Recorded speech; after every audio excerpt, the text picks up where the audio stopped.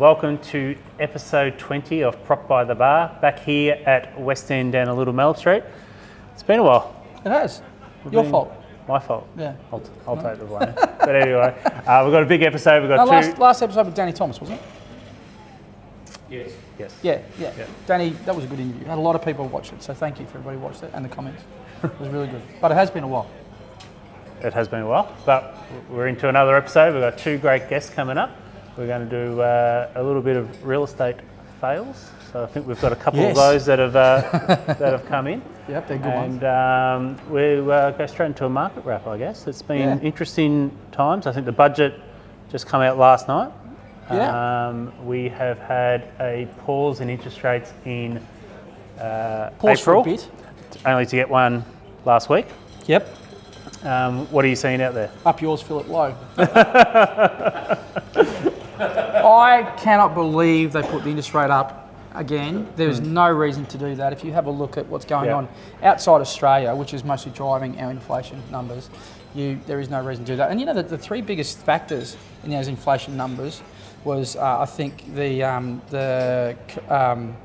think we're talking about cost of gas and living expenses and electricity and those sort of things was driving inflation up. Which is outside our control. Yep. Cost of commodities from overseas mostly as well, and then housing number. And the housing number was driven by rent. And if you make it harder for people to lend, guess what? They have to rent. Yeah, well, so isn't that self-fulfilling? The thing I'm not an economist, of course, but there's 35% of the population have a mortgage. There are 35% of ownership. So you're only affecting a relatively small portion. The rest are investors. Yeah. So what are they doing with their rents? Yeah, they're putting them up. Yeah. They're getting more. So you're trying to hit 35% of the population to fix 100% of the problem. They've got the wrong metrics to control inflation, in my opinion. They should be looking and broadening what they're doing and looking at things like floating the GST. And stuff like that. Other mechanisms they can use financially to control inflation that would be much more, in my opinion, much more efficient at doing it than just using 35% of the population to belt them around the ears to stop them spending money, which they're not anyway. Because you can see that the retail spending's down. Hospitality's down. Like the things that people can control are already being curtailed. And they're the two industries that would have heavily been most affected during COVID. Yeah. So they're being hit by the stick again. And we can't, you go to a restaurant, you can't get, great service at the moment because you can't get labour. Right? So, but we're starting to get people coming back into the country. So those labour shortages. Except of West End, of course. Except West End and Salad, all the great service. But you get, there is labour shortages everywhere. And you can see that there's a huge, they've opened the gates. There's 700,000 people supposed to come to Australia this year to back into those labour jobs. And that's going to drive demand for housing again, so rents will go up again, your investors win, the 35% lose. It's insane. But the budget came out and they tried to avoid inflationary figures. Yep. And did nothing for anybody else. What kind of budget do you think it is? But I think you've given me your synopsis there. It's about budget. No, I wouldn't say I'm huge political one way or the other, but I actually quite think Jim Chalmers is quite tapped into what's going on and to what people are feeling. I like the pressure that he's putting on Philip Lowe. And I think it's well needed, and I think people are being well represented by that. He needs more. In my opinion, he needs more controls over the RBA. Yeah. But this two-board RBA model is going to make a difference? Well, I think that's what this interest rate was about, wasn't that? That was just a big middle finger from Philip Lowe to the government, to saying, well, if you're going to change the rules, my last chance to put the rates up, I'll give you a middle one.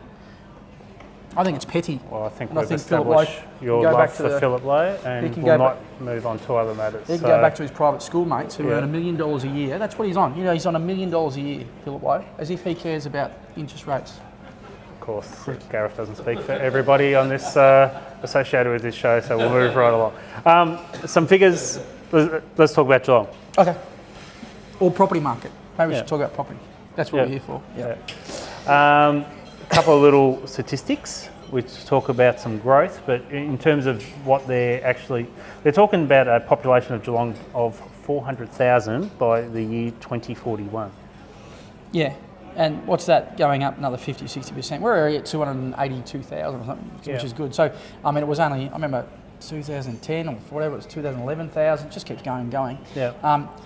It's, when you hear it, they're big numbers, it's exciting and all that, but my question is in terms of where they're going to live, infrastructure, there's so much red tape in relation to development. Stuff.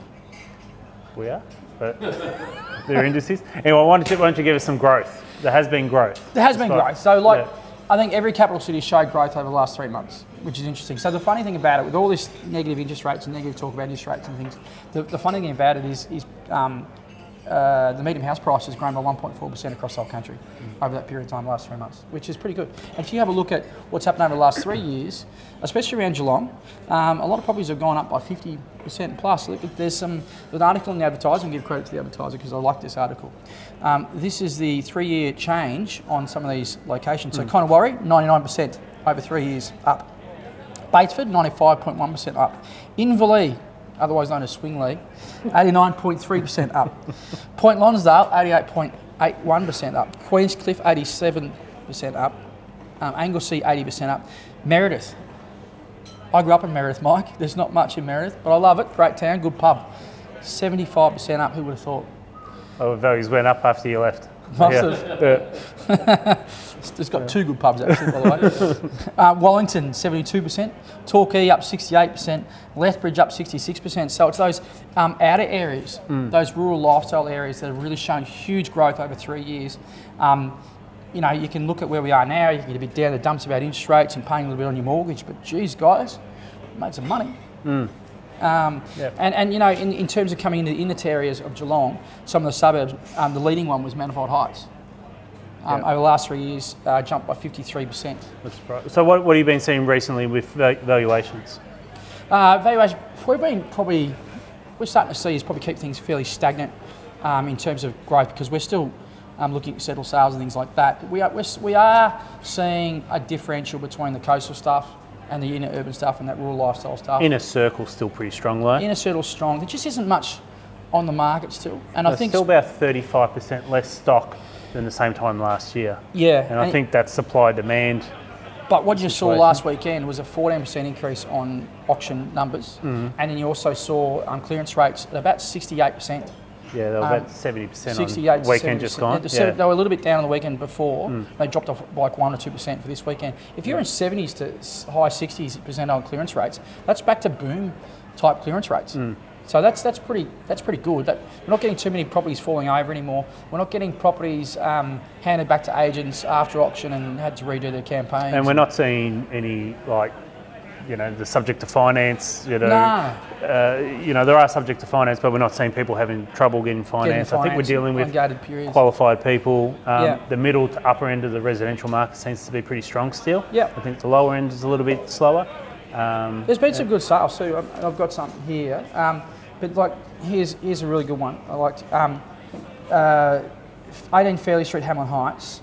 You're talking a block of land, so 3-bedroom, 1-bathroom house, an old 60s beautiful home. The good thing about those cream brick 60s houses, they're built so well, solid timbers. You can barely put a nail into those frames. They're so hard. They just don't move. That's harder to demolish then. 630 grand is you would demolish it. 613 square metre block, and it's sold for 630 grand. Now, if you ask me, you're talking a suburb of 3 kilometres from the CBD, selling for 630 grand a 600 square metre block. It's $1,000 a square metre.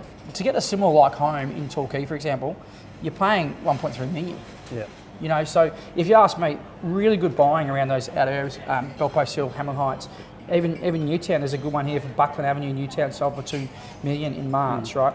And again, 766 square metres of land in Newtown with a big house, a big old Kel bungalow house, 4 bedrooms, 2 bathrooms for $1 million. That's great buying, absolutely great buying. So I think what people are seeing right now is if you go out there and have a look, the competition is there or abouts. It's not there, but at the same time, there's opportunities. There's opportunities everywhere. So I think that there's a good time to be buying. Commercial? Commercial, industrial? There's been some good sales in commercial too. We saw the auction of the property in Ocean Grove that Tim Darcy did. 76B, the Terrace, which is the CBA Bank, the old CBA Bank. Sold for $2.1 million at auction, had multiple bidders. and drove it up, and it was a guy next door who bought it, I think, probably for a development site, I'd say. Yeah. That's huge money. That thing was only 200 square metres, so you're talking, $1,000, no more. What's that?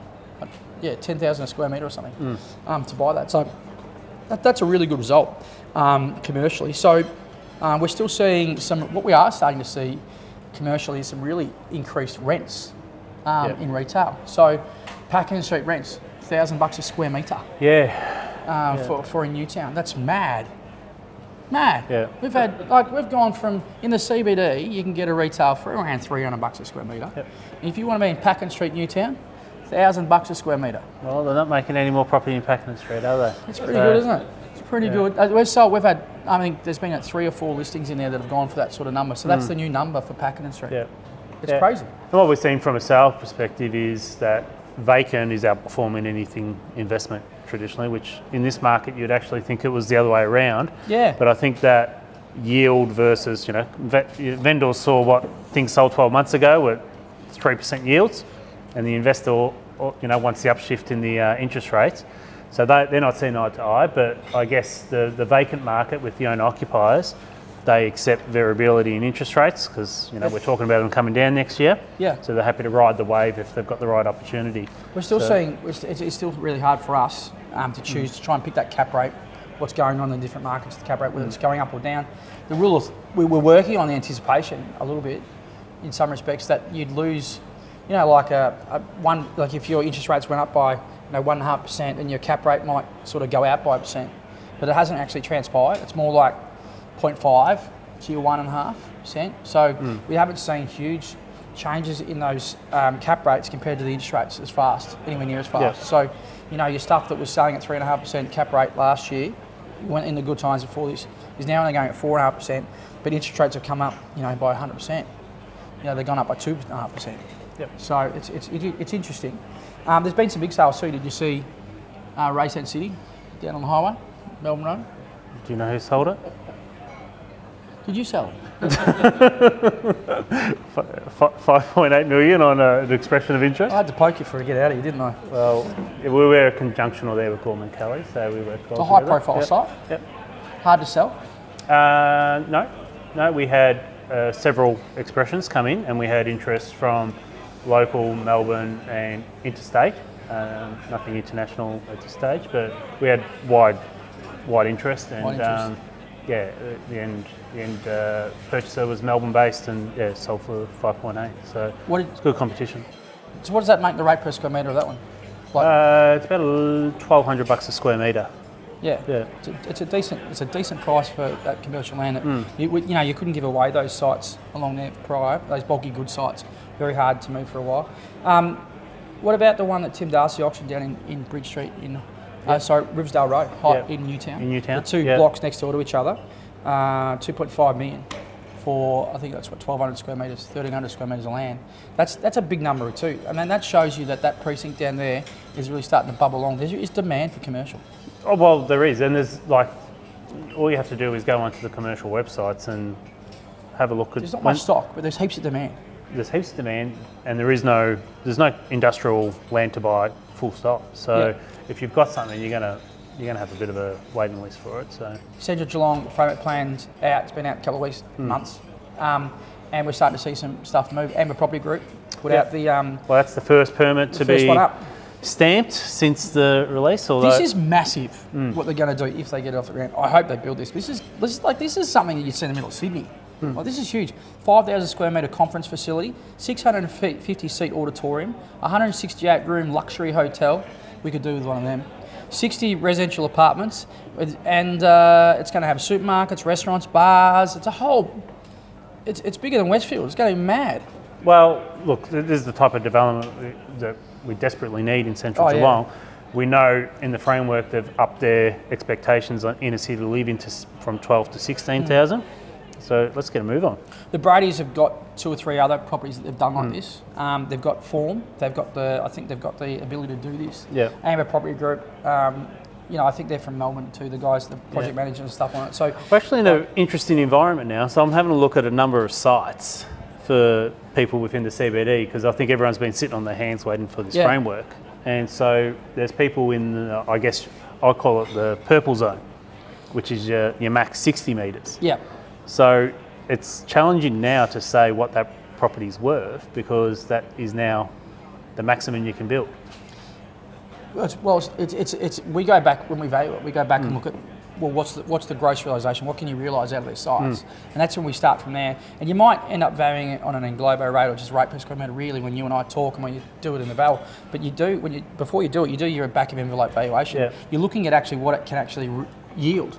And so you're looking at the heights, what the densities is likely to get of apartments, how many apartments it might get, or how big it might get, or what rate per floor you might be able to place in that, to give you an idea. And you do a back of envelope hypothetical to get to those values. And it's the only way to do it now, because you've got one side of the street 60 metre height, the other side of the street's 42 metre height. Yeah. You're going to have these massive differentials coming through in the valuations, and we have to pick those up. So it's interesting times for us as well. Well, Johnny's hitting the kill switch, so we better get on to the rest of the show. So Tinkerbell.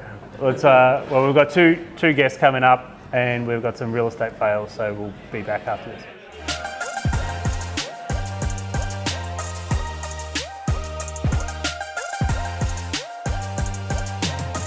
That part of the episode where we have our first of two guests this episode. So Gareth, you want to introduce our guest? Thanks, Mike. So the reason we've asked Mark to come on the show today, and I'll introduce Mark in a second, is because people are always asking us with property, where they should be buying and why property values are growing. And one of the main things is that property is a study of people. It's where they work, where they live, and where they play. Today we've asked Mark Sanford to come on the show. Mark's been working in the manufacturing industry since he was 16. Mark is the project director for UGL, and UGL in Geelong are a big employer, and they provide a whole lot of services to VIVA, including the maintenance, shutdowns, and mechanical services and things like that to VIVA, but Mark will talk more about that in a second. But Mark's worked for BHP, he's travelled the world in manufacturing, and I think it's going to be really interesting to talk about where manufacturing goes in Geelong. Mark, welcome to the show. Well, yeah, thanks for the opportunity.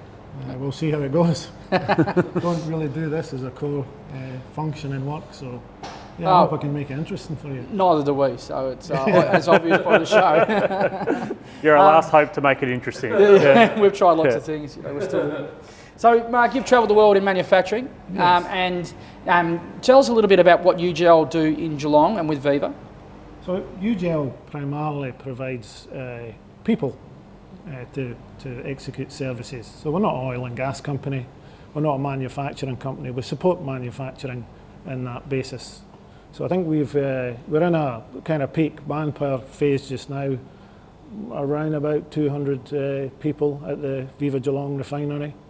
We're very well positioned to take up similar contracts or client relationships around the area, so this is very much a hub of our operations, with obviously supplying VIVA those services, the key deliverable. Now, manufacturing in Geelong is becoming more and more important, because isn't manufacturing on a bit of a resurgence in Geelong, isn't it, and through the region? Yes. We've seen, so obviously we saw Alcoa leave Geelong, Mike, and we saw probably a downturn in manufacturing. A lot of people write Geelong off in a manufacturing sense, but what people don't realise is manufacturing is growing, it's coming back. Yes. We've now got nearly 10,000 people through Geelong working in different sectors of manufacturing, and the largest industry in manufacturing in Geelong is actually petroleum. Been a full 180. I think at the time, in quick succession, we had Alcoa go, we had Ford pull the pin on manufacturing in Australia, and then we had Shell, and then obviously Viva's come to the rescue in Shell, and they I think the statistics and the investment in Geelong's in over $2 billion, I think. Yeah, there's a lot of that going into the refinery.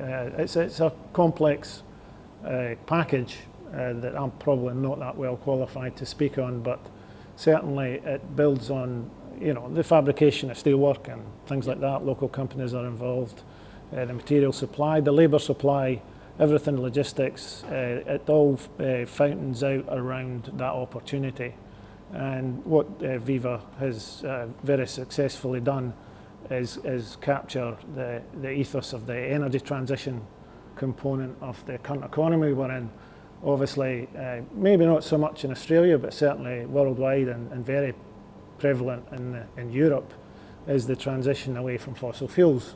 So many of your listeners will I have opinions and political positions on that, which is important to have an interest in. But the fact of the matter is that the energy economy is driven by petroleum fuels just now in Australia. So having that available capacity, especially considering the closure of the Mobile Altona refinery or the transition to a terminal, is hugely strategically important for Australia and obviously Victoria as well. So Geelong's only one of two left in Australia, I believe. Yeah. And we've worked in these gas terminals and other things all around the world. You've had some really interesting experiences working in Algeria and all sorts of places. We're talking off camera about you working in compounds with machine guns on around the compound to keep you safe and all sorts of interesting stuff. In terms of the future transitions of energy out of petroleum for this region, do you think that that we're well placed for that? Absolutely. If I can share an anecdote, so I'm from a town called Grangemouth in Scotland, and it's a large petrochemical plant with a small village of people attached to it, supporting it, and that's where I got into the industry, because I was didn't really have any options. At the age of 16, that was the prime employer. Now they've went through a similar transition. They went from BP to INEOS, so Shell to VIVA, and they're putting together a completely analogous program for creating an energy hub where they use the existing infrastructure, the existing skills, the existing networks to provide that transition to new energies, so solar, hydrogen, anything that's coming on, and the new technologies to transition from a dependency on fossil fuels. Now it's a large, long commercial and political process, and it will go geopolitically, it'll go at different speeds around the world, and Australia will lead and Australia will follow. The Geelong Energy Hub programme is very much leading, and there's a lot of people in our industry looking at that transition, because without VIVA or that energy transition, we don't have a market to sell our services to. Hence, we can't employ people who support their families, who support the community. Hence, this podcast, I suppose, with the kind of. So there's a lot of things happening in that. It's like we've got the battery plant at Avalon, which has been announced, which is really important in that mix too, and how that plugs in or gets its power to do what it does too into the network as well. So there's quite a lot of stuff in the, and we've also got the other power one at Moorabool, big battery facility in Moorabool. So we're putting a facility in to support the electrical needs for the refinery as well, as part of that energy hub transition. And this all talks to jobs, doesn't it? Oh yes, absolutely, and jobs that are important in the new economy. People who understand the businesses, because you would think supplying labour to an industry is a fairly simple thing to do. Sure, it's a big scale and it makes a lot of money, etc., but it's actually quite a complex business when you're dealing with trying to align the labour market, trying to encourage the employee value proposition to get these people in, to distribute them and manage them well, because if you don't manage them well, somebody else will. So there's a difficult balance in making sure that we're competitive to the clients, we're competitive to the labour market and the unions and the political framework of that, but we're also appealing to the people. You've got to get people who are engaged with your work and understand that you're part of their family while you're employed with them. Mark, how does Australia rank worldwide in terms of our move to renewable energy? I'm probably utterly ill-qualified to answer that, but I will anyway. So it's a political process. Unfortunately, science is kind of second fiddle. Opinions are important. There's a lot of barracking or misinformation out there around it. So that's a preliminary response. Europe certainly has a march on the world, catching up by America, but the legislative and backflips around certain things in the last few years, push it back. But in terms of manufacturing to meet this economy, Australia is still lagging in some of the areas, as it is, because the manufacturing industry is on a downturn and up. So things like wind turbines, solar farm panels, the tiger economies have got a lot of them, and it's up to I suppose if you framed that question as what challenges does Australia have in that market, it's really around providing the upper end of that, the development, the ideas, the collaborations, the innovative commercial arrangements to get these investments off the ground. Because what a lot of people won't realise is that replacing energy is a dollar for dollar kind of equation. It's not cheaper to produce energy via solar and all that kind of stuff. The infrastructure is the same, the amount of effort, the amount of financial support you have to have via joint ventures and things like that. So Australia's got a real opportunity with their cultural basis and their the way they are, the way that Australians behave is conducive to doing commercial business. In the oil industry, I've found that. So it's it's a complex picture, but there's stuff to do. It's going to get driven by needs and necessities, and those will come through legislation. If oil and gas, petrol becomes $15 a litre, you're going to see a different response to what's happening just now. So commercial and money drives everything, as you know, and on a global scale, wars in Europe, they put back things because people realise that gas security supply in winter is much more crucial than it is when half the network's at the mercy of somebody who can just cut it off. When I came to Australia 16 years ago, it was all up. There was developments on the cards, and it takes, I'll give you an example, the development I worked on, it was discovered in 1971 and started producing in 2007. So it takes a long time. It takes a long time. And that's not a technical issue, that's just governments, approvals, financials, forecast modelling, the whole thing. And was that just to get gas out of the ground? Or? Just to get gas out of the ground. That was the Basque gas plant. I can talk about that plant because I'm no longer That's the Basque Coast one? Basque gas down in Gippsland. So I've actually got a question for both of you guys. Yeah. So how long until we all start driving electric vehicles? Because I love myself an electric vehicle. Yeah.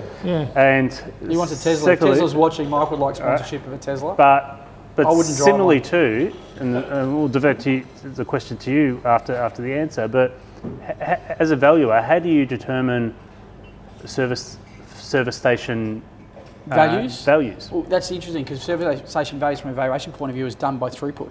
So we look at the amount of diesel they're sold and that sort of stuff. So it's an income basis approach, and it'll be interesting to see how we transition those sort of matrix into electricity and how we actually get some information into our industry about how we assess a service station based on how much electricity they're selling and how fast they can put that electricity into cars. Because I think we'll also find that there'll be different sorts of technology that allow you to faster charge a vehicle over a different, and so it'll be interesting to see what people come out with and how we then put value to it. So I think there's still a lot of question marks in the whole industry from a valuation point of view about how we look at service stations with these electric charges in there, and who benefits and how they pay for it and all that sort of stuff. Yeah, no, it's another good question. Yeah. Is the fight electric versus petrol, or are they still trying to develop clean fuels? And so they've set targets in Europe for 2030. I think the UK 2035 is the range of targets as a short output from the common market, the European common market, which of course Britain has removed itself from. But it's only on petrol cars, diesel, DERV, heavy vehicles, motorcycles, buses, all those things. They'll still have the option to go on petrochemicals. They call it the ICE, internal combustion engine, is the designation rather than the fuel, which brings in internal combustion is just pistons going up and down. If you can make pistons go up and down with cooking oil, you can make pistons go up and down with hydrogen. You can make pistons go up and down with anything that will release energy if you burn it or compress it. So there's a lot to be told in that story. When will we all be driving electric cars in Australia is when the real challenge of the distances here can be met with charging stations in the home and in the general community, battery technologies. And if we stop making big heavy cars, because the one thing that electric doesn't like is heavy, and I know that means it's got batteries, but battery technology will move, So there's a lot to happen. It's going to be very interesting. I love cars, and I follow all the Doesn't bode well for my Sandman, does it? No. How am I going to drive the Sandman? Well, geographically, Australia is such a large country too, so the challenges of having vehicles that can be recharged to drive a longer distance, and we don't have the public transport systems that European countries have. The way fuel costs are going at the moment, Mike, you can almost pay for my car driving from here to Warrnambool and back with the fuel that it bloody guzzles. The fuel prices are going up, and they're becoming more and more substantial to businesses. We've got a fleet of 15 cars, and it's very hard at the moment to budget when fuel costs are so high within a fleet about whether it's actually suitable to have a fleet anymore. We're actually having those discussions in our business about whether we get rid of the fleet because it's just too expensive to run these days. Yep. I mean, if we went to electric, we would love to do that, but we can't get the distances that our guys need to travel. Yep. So it is a crux, I reckon. If there was no political frame to this, there's a very clear crossing point where it becomes economical on a global scale to transition to electromotive vehicles. And that's when it can match the energy density that you can get from burning petrol.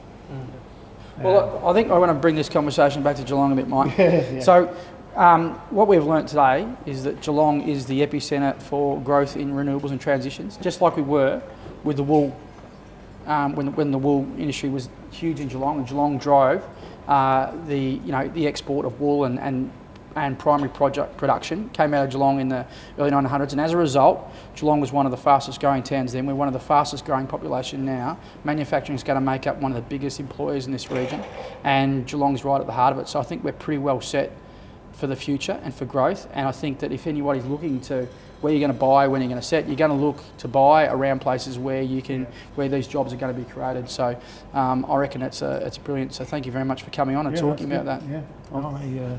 Thanks very much. Well, thanks for sharing your insights, and particularly excited about where that energy sector goes with, obviously with the help of UGL. So thanks for coming and being a guest on Propped. That's okay. Thanks very much. Thanks for having me. Cheers.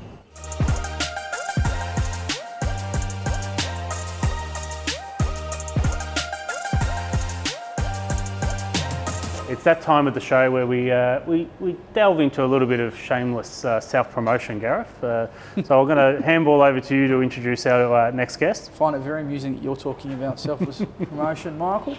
That's quite fine. Michael, I've asked Tim Gleeson to come in today. Tim, I'll happy to admit, works within the PRP group under me. Yeah. Tim is the head of our municipal team that does all the rating contracts. And the rating guys set the rates. Basically, they measure the site value, the annual value, and the CIV value that goes in your rates notices, which lots of taxes, which is used for lots of taxes. So when you pay your land tax, you pay your rates, and windfall taxes, and lots of other taxes come from these valuations that Tim does. So I thought it was really relevant to get Tim to come in and explain to us why he's put the land tax up on everybody, and really pass the buck to Tim. So you're the one. Yeah. As Billie Eilish says, I'm the bad guy. Yeah. What got you into property, Tim? Well, look, I've been going to auctions in Geelong since I can remember. My dad was a real estate agent in Warrnambool Street since 1961 or something like that. He used to work with my dad. Cuthberts and Brothers. He knows your dad when he was a My valuer. dad used to be the valuer, your dad was the agent. Yeah, now it's a bit like you and me, Mike. That's right. Someone did the work, someone just looked good. I used to turn up to auctions and get told not to scratch my nose because I might be bidding. That was my weekend. And then, I went to a property course in RMIT and found myself in the more valuation-related, analytical side of it more. I couldn't sell anything if you asked me to, but I found myself comfortable in valuation and got a job out of uni with a bunch of statutory valuers. Yeah, and they had a bunch. We're a bit weird, but they're not like the normal valuers. They're a bit different. Well, we're all a bit different, yeah. All right. What's going on with values? Well, first of all, how do they get done yearly? They do. So since 2017, the legislation changed from biannually to annually. Yep. So the Valuer General instructs contract valuers to give them a new valuation on every property in each contract annually. That includes a site value, which is only the site, no improvements. The capital improved value, which is all of it, what it would sell for if it went to market, sort of the market value, and then a net annual value that no one uses for anything in particular. So how do you guys go about that? We look at every single property that's occurred for the year. Let's do this straight, Mike. This isn't my cup of tea. I do real valuations. these guys do hypothetical valuations. So what we're saying is they go do what we call a mass appraisal. Yeah. Yes. So they're valuing hundreds of thousands of property at a time with a model. I'm looking at one property at a time. That's the difference between what I do and what Tim does. Yeah, that's So he right. works a lot harder than you. I do a lot more valuations. Looks at spreadsheets more. Looks at spreadsheets more. But everybody works harder than me, Mike. That's why I'm in Salador most days. Sounds about right. No argument. So is it a case of that you're looking at every single sale that occurred, just say in a suburb? We do. We sort of split them out into separate market groups. We'll have residential and commercial and rural, and then we'll look at all the sales that have occurred over that year. Analyse levels, starting by land levels, what all the pieces of land are worth, and then adding improvements and things like that. And then we end up with the specialised stuff, so the service stations and the Alcoas and the VIVAs, Commercial properties and all the rest of it. Yeah. So what happens with that data then? Because obviously the figures that you're valuing goes towards cancel rates. Yep. And also goes towards state land tax. That's right. So they're for statutory purposes. The capital improved values are used on everybody's rates notice, and that is times by a rate in the dollar that it turns out at your rates bill. You've got your site value, which is used on the land tax component, and that will drive your land tax, which can be a big change, particularly because everyone's values have been going up a lot over COVID and since COVID. So particularly the Surf Coast has had hundreds of more land tax notices have been issued this year than were previously issued. Why weren't they issued previously? Well, there's a minimum level. If your property is worth less than $300,000, your land value, your site value, you don't get a land tax notice.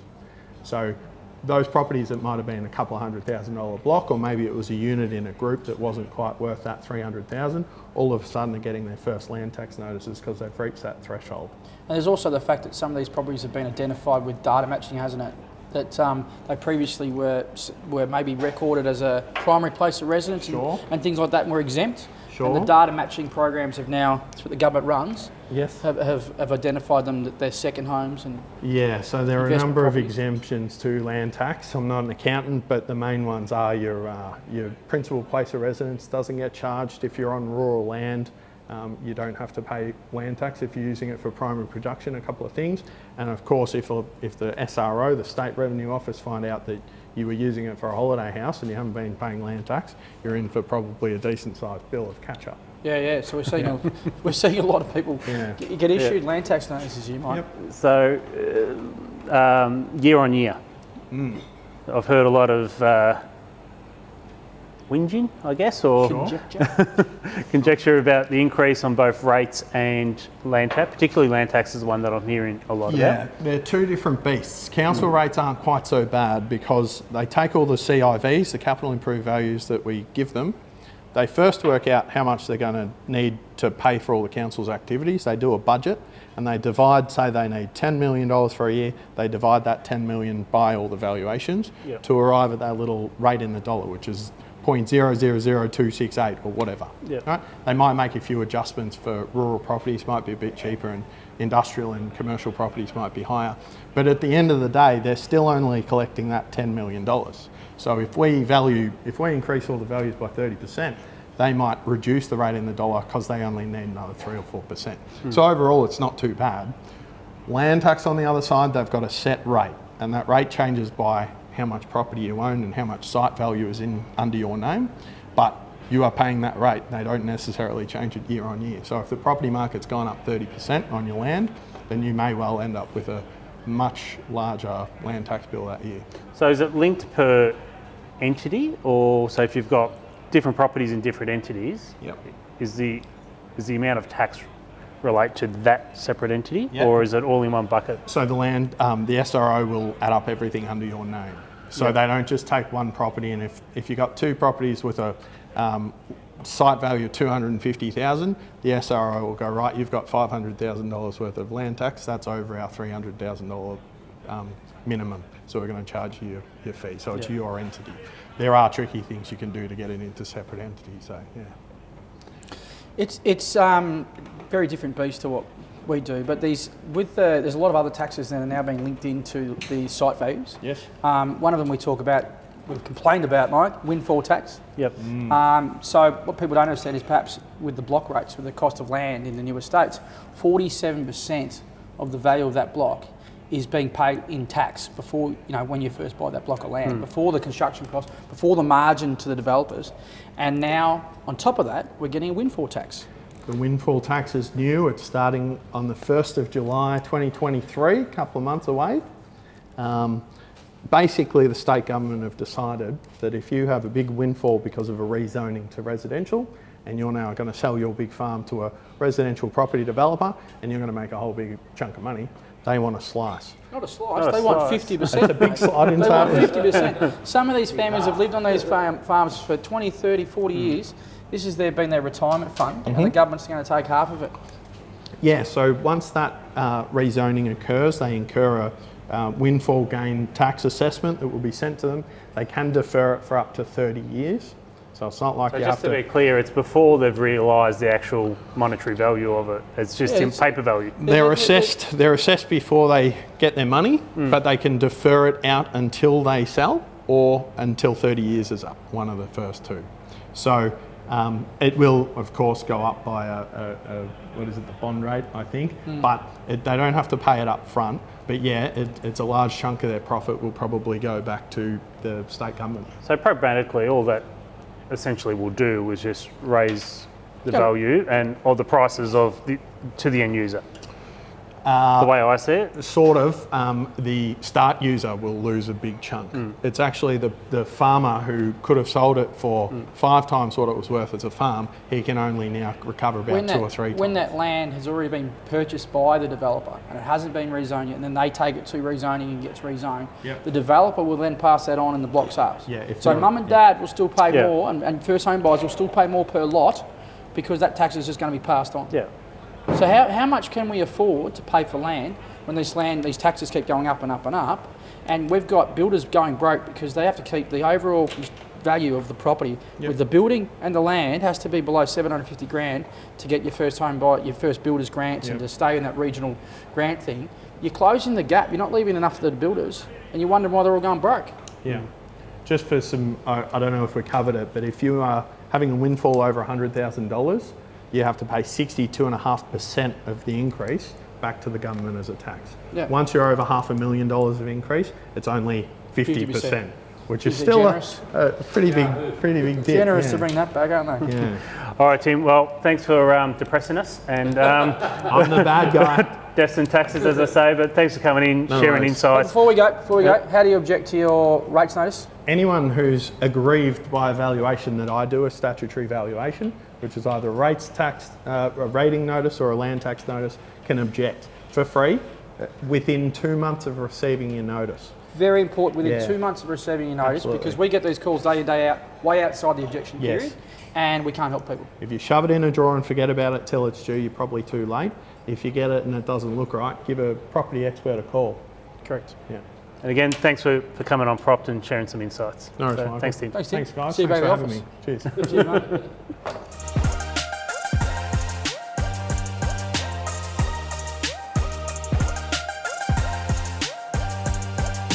So welcome back. Thanks to our 2 guests. So thanks, Mark. You've provided some extraordinary insight to, I guess, the future of manufacturing in Geelong.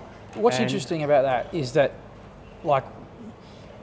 he's really knowledgeable about industry and stuff, but it's really that resurgence stuff you're talking about in Geelong.